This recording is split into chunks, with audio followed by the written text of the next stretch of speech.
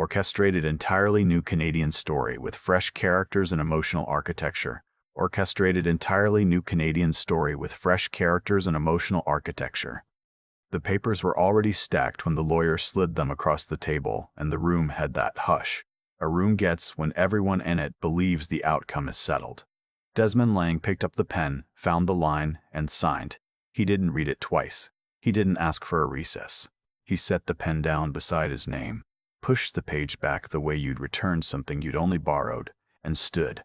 Across the table, Genevieve watched him with an expression that had taken her years to perfect, the calm of a person who has already counted the money in her head and is only waiting for the formality to catch up. Her lawyer gathered the documents into a folder and clicked it shut with the small, satisfied sound of a thing concluded. Desmond shouldered the canvas bag that held a change of clothes and a stuffed gray wolf with one chewed ear, lifted his sleeping son against his shoulder, and walked out into a January afternoon, the color of dishwater. Everyone in that office was certain they'd just watched a man lose everything he had. They were wrong, but it would be months before any of them understood how wrong. And it didn't start in that office on Barrington Street, with the harbor wind rattling the glass. It started 2 winters earlier, in the smallest room of a narrow house in the north end of Halifax, where a single shop light stayed on long after the rest of the street had gone dark. Desmond did his best work when the world had quit for the night. During the day, the house belonged to a 5-year-old, to dropped cereal and lost mittens, and the relentless, joyful gravity of a boy named Milo who needed someone the way a small planet needs a sun, and that someone was almost always his father. Desmond made the lunches. He drove the morning route to the school on Agricola and the afternoon route home. He knew which song settled Milo in the back seat when the bridge traffic stalled, and he knew that the gray wolf could not, under any circumstance, be left behind at bedtime. He built his whole life around the unglamorous machinery of keeping a child whole. And then, when the house finally exhaled and the dishwasher ran its last cycle, he built something else. He was 39, a freelance industrial designer who took the contracts that fit around the school calendar and turned down the ones that didn't. To anyone watching from the outside, that made him a man without ambition. A husband who'd quietly handed his career to his wife so she could have hers.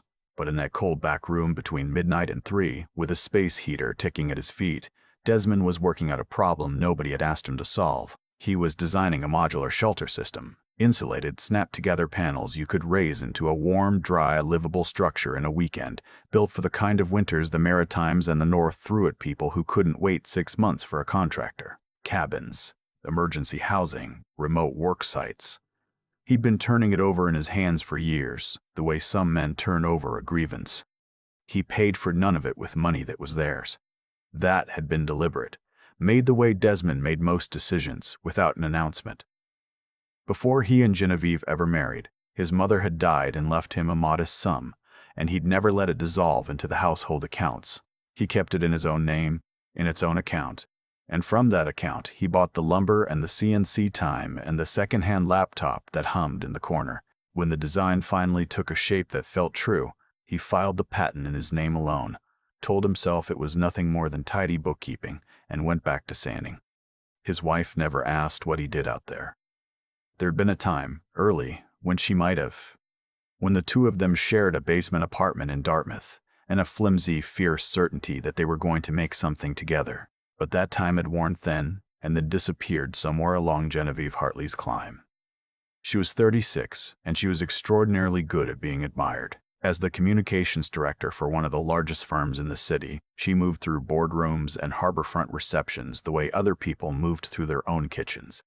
She was sharp and quick to read a room, quicker to own it. She'd married Desmond when they were both young and unremarkable, and somewhere along the way she'd started to feel him as a drag on her speed. The husband who stayed home. The man you couldn't introduce at a company dinner without a small, careful pause before the word freelance. She never saw the shop light, or she saw it and decided it meant nothing. The night it ended didn't feel to Desmond like an ending. It felt like a meeting he hadn't been told was on the calendar. Genevieve came home a little after 8, set her bag on the counter, and told him she wanted out. There was no heat in it, no grief, no accusation. just the even, rehearsed tone of a woman who'd practiced the words on the drive home and found them satisfactory. She'd already retained a lawyer. There was no point dragging it out. They simply weren't going the same direction anymore. Desmond stood at the sink with a dish towel in his hands and understood several things at once. He understood, first, that the decision was old, that she wasn't asking him anything, only informing him of a result. And he understood, second, the thing she didn't say. For weeks, a name had been surfacing on her phone with a frequency that had nothing to do with press releases. Roland Pike, mentioned once in passing as a new business contact. Desmond hadn't gone looking. He just lived in the same house as a woman who'd stopped bothering to angle the screen away, and the name was there, again and again, early and late, pressed into the days like a watermark. He didn't say it. He folded the towel along its seam and laid it on the counter. What unsettled him wasn't the word divorce. He'd felt the marriage cooling for a long time, the way you feel the season turn before you can name the day it happened. What unsettled him came 2 days later in the cool language of the proposal her lawyer sent over. Genevieve wanted primary care of Milo, she wanted the house, she wanted the joint accounts. And to Desmond she offered alternate weekends, a Saturday, a Sunday, a clean, narrow corridor of fatherhood, and nothing more. The reasoning, laid out in tidy paragraphs, was almost elegant in its cruelty. Desmond had no stable income. He held no employment contract. There was no significant property in his name, no documented earnings a judge could weigh and approve of. A man like that, the argument suggested, without ever quite saying it, couldn't give a child a stable, independent home. A man like that should be grateful for the weekends. He read it twice at the kitchen table while Milo built a tower of blocks on the floor and narrated an elaborate story in which the tower was a rocket and the rocket was very late for something important. Desmond watched his son's hands, small, certain, completely unaware, and felt something in his chest go quiet and cold and clear. On paper, they were right. That was the worst of it. Every line of it was technically true. He was the father who'd done the invisible work, and invisible work leaves no record a court can read. For a few days he considered the easy road, because the easy road is always there and always sounds reasonable. He could sign. He could absorb the loss the way he'd absorbed so much else. Swallow the unfairness, take his 2 days, and avoid a legal war he couldn't obviously afford against a firm's worth of lawyers. There was a kind of peace in surrender. It was the peace of a man who's decided that fighting will cost more than losing. What broke the easy road came on a Tuesday, at the very edge of sleep. Desmond had finished the bedtime route. Teeth, water, the wolf located and installed in the correct position. He was sitting on the edge of Milo's bed in the dark when the boy reached up and hooked both arms around his neck, the way kids do, with no idea they're holding on at all. Milo smelled of toothpaste and that warm, particular sweetness of a small child near sleep. "Dad," he said into Desmond's collar, "do dads ever stop?" It wasn't a dramatic question. Milo asked it the way he asked whether the moon followed the car and where the snow went when it melted. But it caught somewhere under Desmond's ribs and stayed. "No, buddy," he said, and his voice came out steadier than he felt. "Dads don't stop. I'm not going to stop."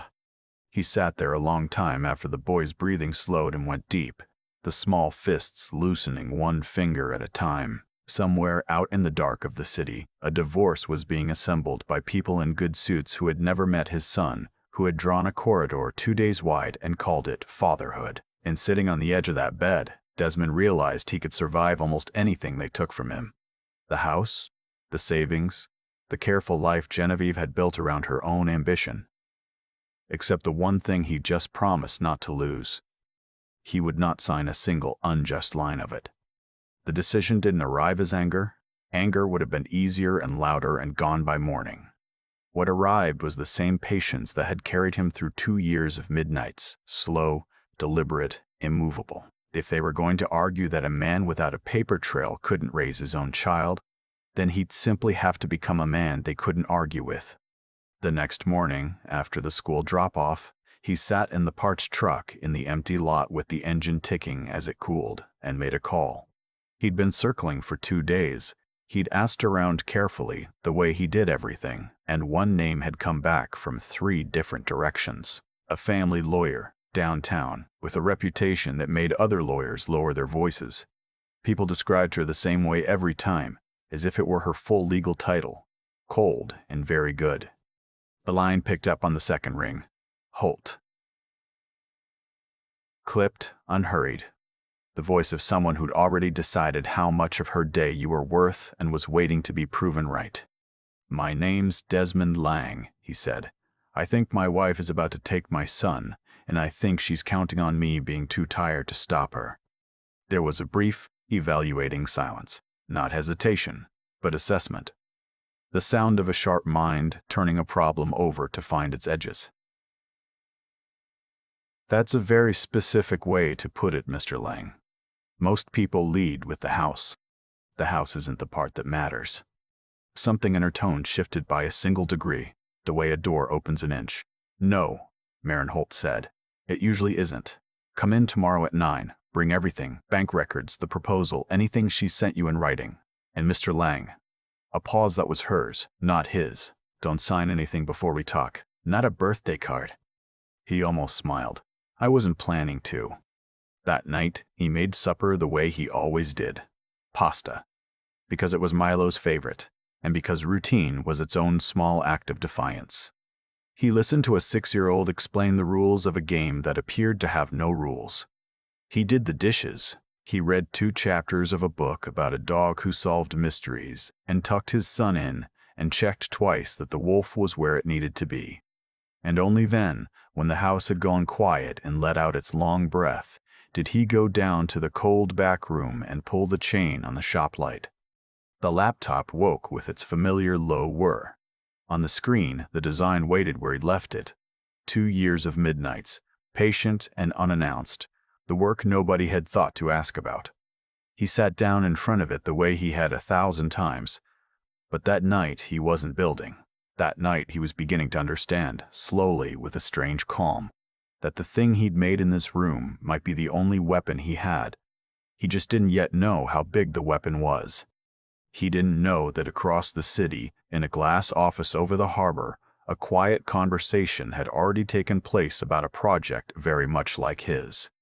He didn't know that the woman asleep upstairs in the house he was about to lose knew far more about the light in this room than she'd ever let on. He only knew that Tuesday night that he'd made a promise to a sleeping boy, and that he was a man who kept his promises. The light burned past midnight the way it always had, and outside the snow came down soft and steady over the north end, and no one walking that ordinary street would have guessed that the man inside had just stopped losing and started to play. Marin Holt's office took the corner of the 11th floor, and the morning light came off the harbor in a way that left nowhere to hide. She read the proposal once, straight through, without expression. Then she set it down, squared its edges with 2 fingers, and looked at Desmond the way a surgeon looks at an X-ray. "On paper," she said, "you look very weak." He braced for something gentler and was relieved not to get it. "No property in your name. No employment contract. No income a court can put a number on." She tapped the page. "Her lawyers aren't going to call you a bad father. That's amateur work, and they're not amateurs. They're going to call you a dependent father. A man who's lived on his wife's salary and contributed in ways that are very sweet and impossible to weigh. They'll be warm about it. That's what makes it dangerous." "And the work I've been doing," he said. "The shelter system." She let the words sit. "Tell me about it. Not the engineering, the part a judge would care about. When, with whose money, and whose names on the paper." So he told her. The inheritance from his mother, kept separate from the start. The account that bore only his name. The lumber and the machine time and the laptop, all bought from that account and nothing else. The patent, filed in his name alone. The 2 years of midnights after the house had gone dark, the hours that belonged to no one but him. Marin listened without writing anything down, which Desmond would later learn was how she paid complete attention. When he finished, she leaned back. "That's better than you know," she said. "But understand the ground we're on. In this province, the law starts from the idea that what a couple builds during the marriage is shared, divided fairly when it ends, no matter whose hands did the building. The default runs against you. What you've described isn't a defense yet. It's the raw material for one. Separate money, separate account, separate name on the patent, work done outside the hours of the marriage. Every piece of that is a brick. My job is to build a wall out of those bricks before her people can knock them over. She fixed him with a flat, level look, which means I need every record, every receipt, every timestamp, every email. We are going to prove the unprovable, Mr. Bully Lang, and we're going to do it on paper because feelings don't survive a courtroom. Before he left, she gave him one instruction that surprised him. Agree to the divorce, she said. Sign that, and only that. Don't fight the split itself. You don't want it either, and a man who fights to stay married to a woman who's leaving looks bitter to a judge. But the house, the accounts, the boy, you concede nothing. Sign the one page, walk out, and let them think whatever they like. Sometimes the strongest thing you can do in a room is let people underestimate you. 2 weeks later, in the conference room on Barrington Street, that was exactly what he did. They slid the consent across the polished table, his agreement to end the marriage, nothing more. And he signed it without argument or tears, with Milo asleep against his shoulder after a long afternoon of waiting. Genevieve watched him with the easy smile of a woman certain the rest would follow. Her lawyer clicked the folder shut like a closed case. Desmond shouldered his bag, carried his son out into the gray January cold, and let every person in that room believe they'd just watched him lose everything. He had signed away nothing that mattered. The weeks that followed taught him what a war of attrition feels like when it's waged politely. Genevieve's team, funded, he came to understand, by the deep pockets of the firm that employed her, never once raised its voice. It simply pressed in 100 small places at the same time. They requested a psychological assessment of Desmond, framing it as routine, a box to be ticked, while a question hung in the air like a smell. Is he stable? Is he well? Can a man who's organized his whole life around a child be trusted with that child alone? The suggestion was poisoned precisely because it couldn't be answered. To object too hard was to look unstable. To comply without a word was to admit there was a question worth asking. And then there was Milo. The visitation schedule, never generous to start, began to fray. A Saturday pickup got bumped to Sunday over a conflict that was never explained. A weekend was canceled outright. Milo had a cold, Genevieve said. Though when Desmond called, the boy sounded bright and restless and asked 3 times when he could come home. Each instance, on its own, seemed reasonable. Together they were a slow erosion, a steady hand pressing down exactly where it hurt most. He understood what she was doing. She was teaching him, one canceled weekend at a time, what it would cost to keep fighting. She was betting he'd tire. He didn't tire, but he didn't sleep much either. The thing that changed the shape of the war arrived on an ordinary Thursday in Marin's office, in a single sentence she delivered while reading something on her screen. "Mr. Lang," she said slowly, "did you know someone has offered to buy your shelter system?" He went still. "No. Someone has." She turned the monitor toward him. "A clean energy and housing fund out of Toronto with a satellite office on the waterfront." The offer was preliminary. Nothing signed, nothing public. But the valuation they'd floated was in the 8 figures. She let it land. "Did you go looking for this?" "I never pitched it to anyone." His voice came out quiet. "I put the core panel design up as an open file under my own name, just to see if it held up, whether other people in the field would tear it apart. I never sent it to a fund. I never told a soul it was for sale. I was going to finish it before He stopped. He'd been about to say before I told Genevieve, and the irony arrived half a second too late to swallow.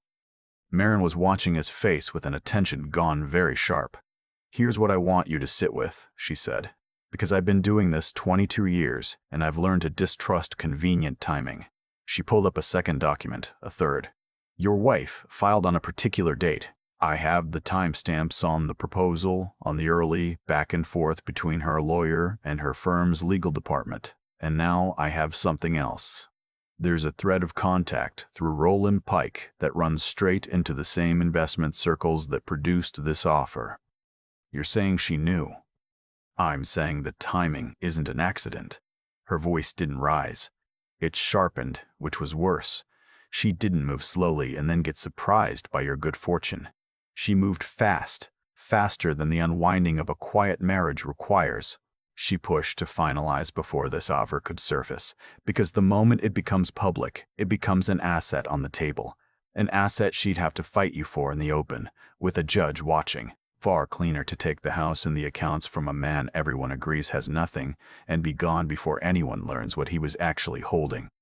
Desmond sat with it and felt the floor of the whole story tilt and reset under him. For weeks, he'd carried himself like a man losing gracefully. A father who'd done the invisible work and could prove none of it. Absorbing the unfairness because that was what decent men did. He pitied himself a little, privately, in those midnights, and been ashamed of it.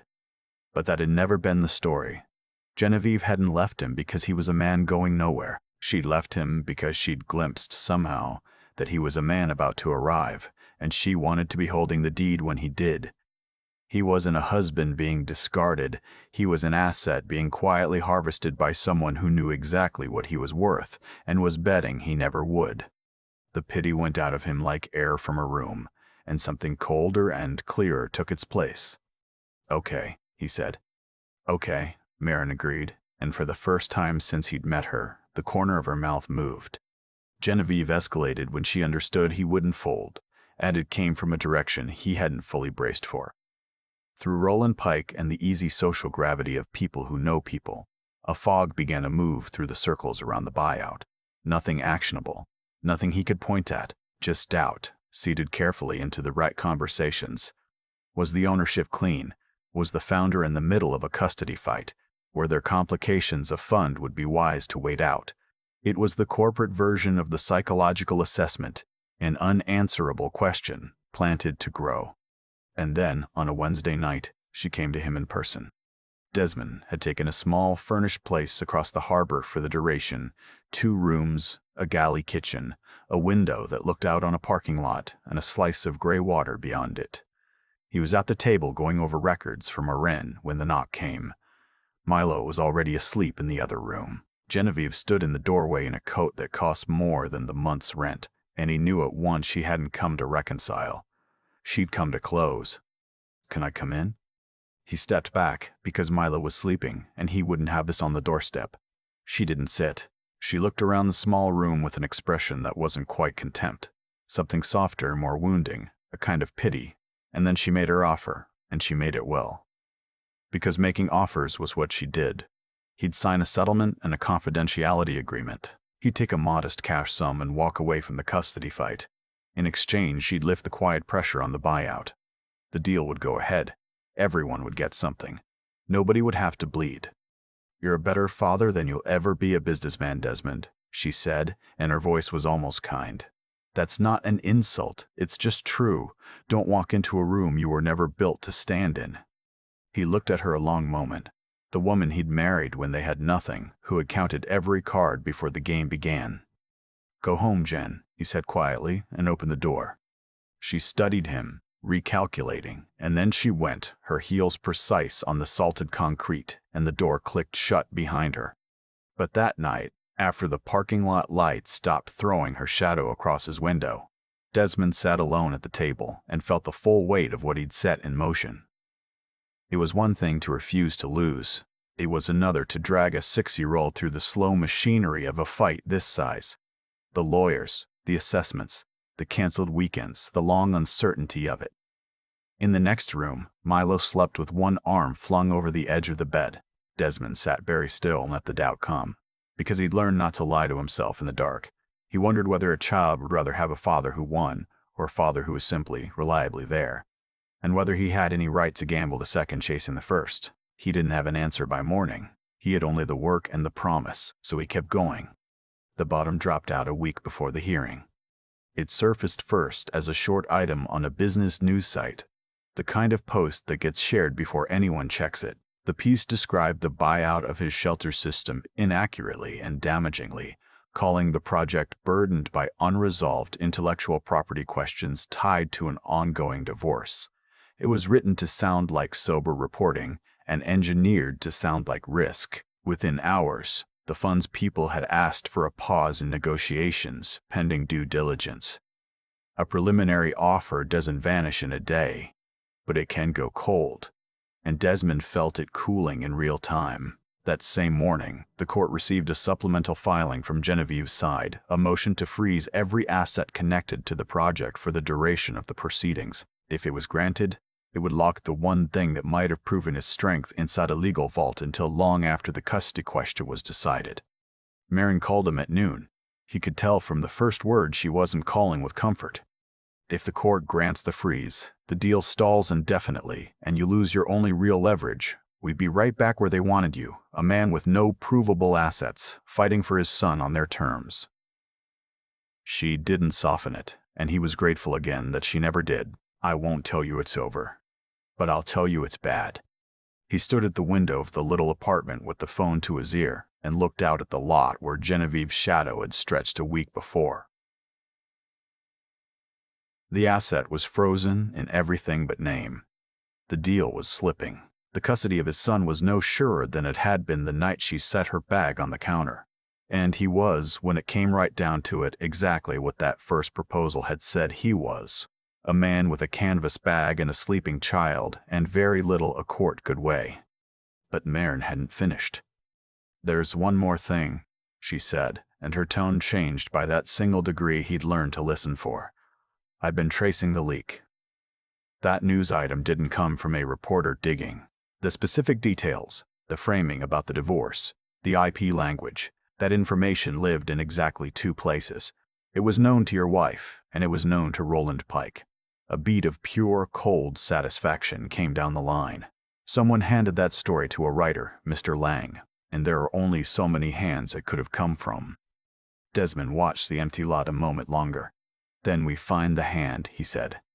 "We find the hand," Marin agreed. Outside, the afternoon light flattened toward evening over the harbor, and somewhere across the city a hearing was 8 days off. And Desmond Lang, who everyone agreed had nothing, hung up the phone and went to wake his son for supper.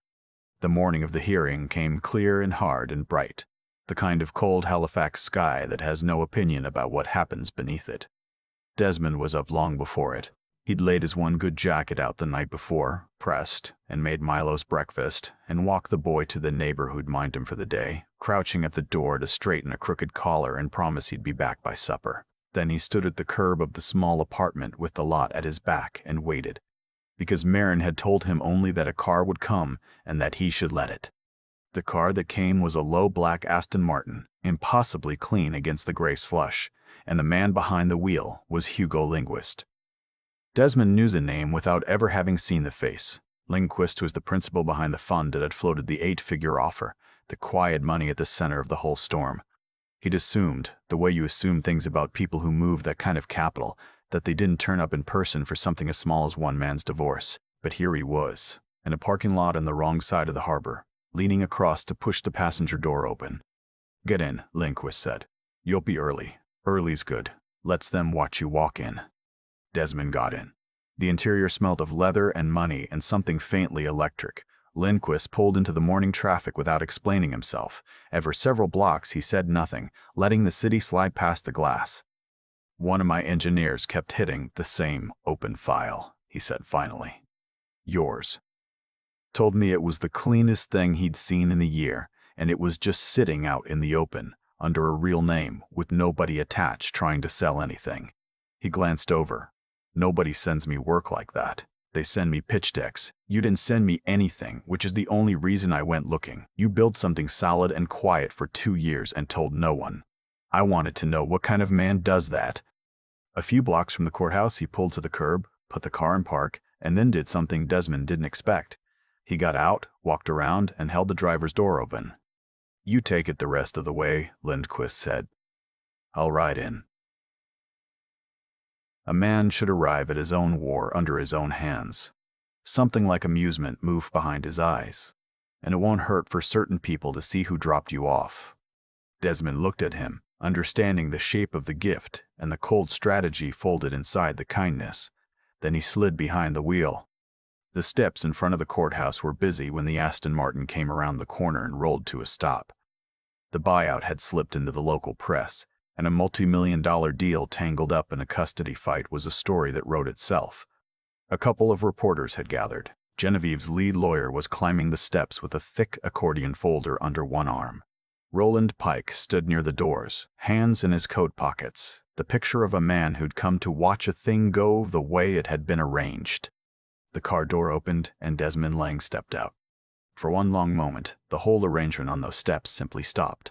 The man everyone in that first conference room had watched lose everything. The husband with the canvas bag, the dependent father, the freelancer who couldn't be weighed, unfolded himself from $250,000 of machine into the cold morning light, alone, unhurried. And then Hugo Lindquist came out the passenger side a beat later and buttoned his jacket without a word. And that was the detail that landed hardest. Because the few who knew the name began to murmur it, and the murmur traveled up the steps like a current. Genevieve was already inside, Roland was not, and Desmond watched the arithmetic move across the man's face. The sudden, queasy understanding that the board he'd thought he understood had more pieces on it than he'd been shown. Desmond didn't look at him long. He went up the steps and through the doors, and somewhere ahead, in a room that had no idea what was coming, the case everyone had decided was already over was about to begin. Inside, Genevieve's confidence held for exactly as long as it took Maren Holt to open her file. Her team led with the script Maren had predicted weeks earlier: warm, regretful, devastating. A devoted but unstable home.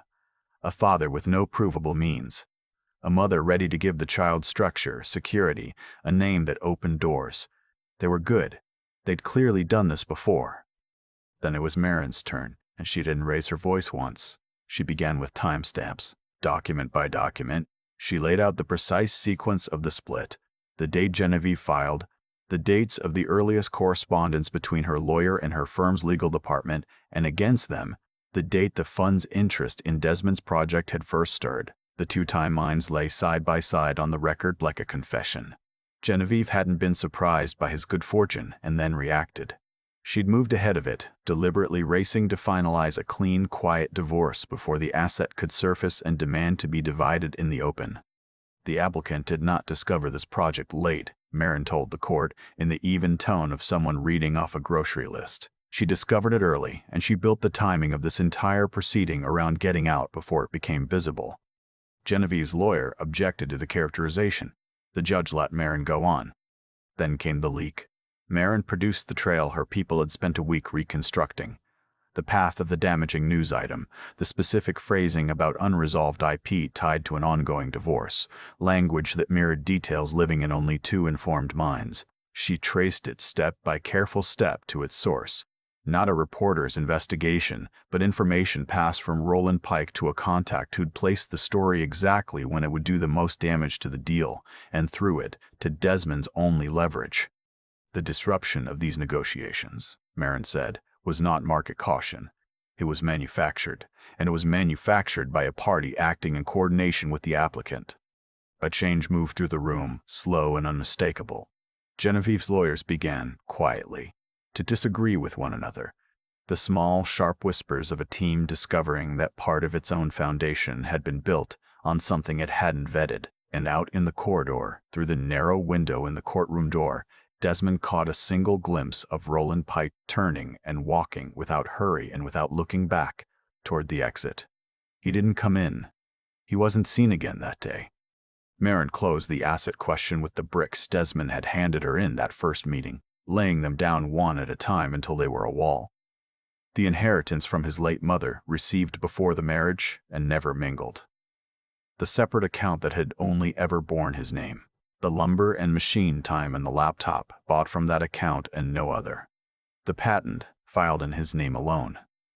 The work done in the hours after a household had gone to sleep outside the shared life of the marriage, paid for with separate money and built by one set of hands. In a province that began from the assumption that what a couple makes together belongs to both, Maren acknowledged the default plainly and then took it apart piece by documented piece until it simply couldn't stand against the record. This was not built with shared resources, she finished. It was not built during shared time. It was not built with shared knowledge. By every standard this court applies, it is his alone, and the applicant's attempt to freeze it is an attempt to capture something that was never hers to divide. When she sat down, the room was very quiet. The judge, an older woman with the patient, unimpressed face of someone who'd watched thousands of people perform certainty and turn out to be wrong, set the filings aside and looked at Desmond directly, the way judges do when they've heard all the law they need and want to hear the person underneath it. "Mr. Lang," she said, "set the money aside. We'll set it aside for a moment. Tell me why you want primary care of your son. Not what your lawyer would say, what you'd say. Desmond stood. He didn't reach for the project or the timeline or the fortune that had just been ruled his. None of it had ever been the point. Standing there in the quiet of that room, he found he had only one true thing to offer. A while ago, he said, I was putting my son to bed the way I do every night, and he put his arms around my neck and asked me if dads ever stop. His voice held steady, low and plain. He wasn't being dramatic. He's 6. He also asked me where the snow goes when it melts, but I've thought about that question every single day since. Everything I've done since then I've done because I told him no. Dads don't stop. I don't want to raise my son because of what I built, Your Honor. I want to raise him because I'm the one who's been there, and I never want to be the reason the answer to that question turns out to be yes. No one in the room said anything. The judge looked at him a moment longer, then nodded once and made a note. The quiet held until she spoke again. The rulings came in order, and they came clean. The motion to freeze the assets was denied. The buyout, the court found no cause to obstruct, would proceed. On care of the child, primary care was granted to Desmond, with a regular and defined schedule of time for Genevieve. And on the question that had set the whole machine in motion, the court held what Marin had argued. The value created by the shelter project was Desmond's separate property, developed independently, with separate funds, outside the shared hours of the marriage. Genevieve received her fair share of the genuine matrimonial estate, and not a dollar more. Desmond watched his ex-wife take the news without expression. She had counted every card before the game began, and she'd counted them wrong, and the only sign of it was a stillness in her face that hadn't been there in the conference room 90 days earlier. Outside, on the courthouse steps in the same hard noonlight, Hugo Lindquist was waiting with his hands in his pockets. He put one out, and Desmond took it. You want to know why I drove across the harbor this morning, Lindquist said. It wasn't the design. I'd already decided on the design. He held the handshake a beat past necessary. I came to see how you'd carry the weight. People show you everything under pressure. You held it. He let go. We'll finish the paperwork this week. Welcome aboard, Mr. Lang. The deal closed 10 days later. Desmond didn't celebrate it. He didn't post it anywhere or call anyone to say what the thing in the cold back room had finally become. What he did with the first real money of his life was buy a small house out past the edge of the city toward the bay. Not grand, not impressive. A one-story place with a porch and a yard that needed work, and a garage with good light. It was his, and it was Milo's, and that was the whole measure of what it had to be. That first night in the new house, he did what he'd always done. He made supper because routine had carried him through everything and he saw no reason to abandon it now. He helped Milo with a page of addition at the kitchen table. He found the gray wolf and put it where it needed to be. And when the boy was asleep and the house had gone quiet and let out its long breath the way the old one used to, Desmond carried a mug of tea out to the porch and sat alone in the cold and let himself feel, for a little while, the simple weight of having kept his word. He saw Genevieve one more time, a couple of months after the move, at a winter concert at Milo's school. A low gymnasium, folding chairs, the particular cheerful chaos of small children performing for their parents. She was composed as ever, still able to fill a room, though there was something in her eyes that hadn't been there before. A tiredness no amount of polish quite covered. Desmond had heard, in the quiet way these things travel, that whatever had existed between her and Roland Pike hadn't survived the exposure of what they'd done. He took no pleasure in it, which surprised him a little. They stood near the back wall and traded a few civil sentences about Milo's schedule, a permission form, a field trip the following month. There was no heat in it on either side, just two people who shared a child and very little else. When the program ended and the parents started collecting their kids, Genevieve turned to go, then stopped and looked at him with an expression he couldn't quite read. I didn't know you were building that, she said quietly, almost to herself. Desmond looked at her a moment. There were a dozen things he could have said, and 90 days earlier he might have wanted to say some of them. I know, he said. That was all.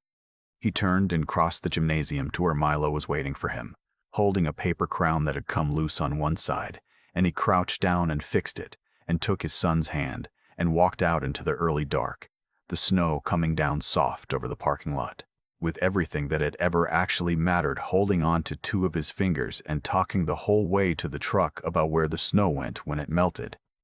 The part of this I can't shake is how ordinary the turning point was. Not the courtroom, not the car. A 6-year-old with his arms around his father's neck asking, in the dark, whether dads ever stop.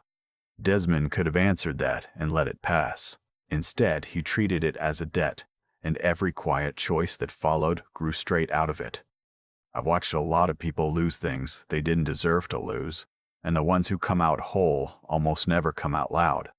Desmond didn't win because he got angry. He won because, years before any of it, he did the unglamorous, honest thing of keeping his mother's money in its own account and putting his own name on his own work.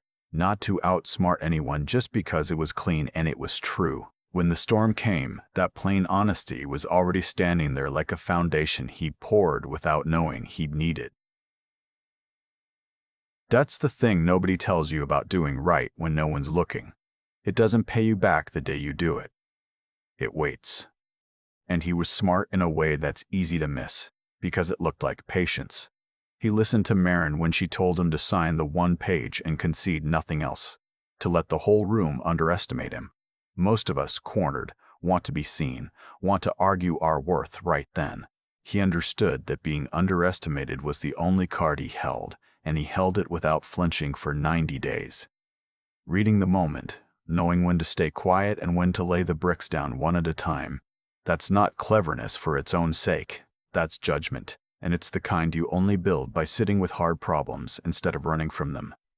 But honesty and a sharp mind don't survive a fight like that on their own. What carried him through the canceled weekends, the assessment, the night Genevieve stood in his doorway offering him a way out, that was something stubborner. He doubted himself. He sat at that table and wondered if he was dragging Milo through a war for the wrong reasons. And then he got up the next morning and kept going anyway. That's the whole secret, as far as I can tell. Courage isn't the absence of the doubt. It's the decision you make while the doubt is still in the room. Genevieve counted every card and still lost because she'd built her plan on people staying small. Desmond didn't get bigger to beat her. He just refused to get smaller. So when I think about what I'd want my own kids to carry out the door someday, it's those three plain things. Be honest when it's inconvenient, think before you swing, and don't quit on the promise that matters most. The Aston Martin was never the point. The boy holding two of his fingers in the parking lot was always the point.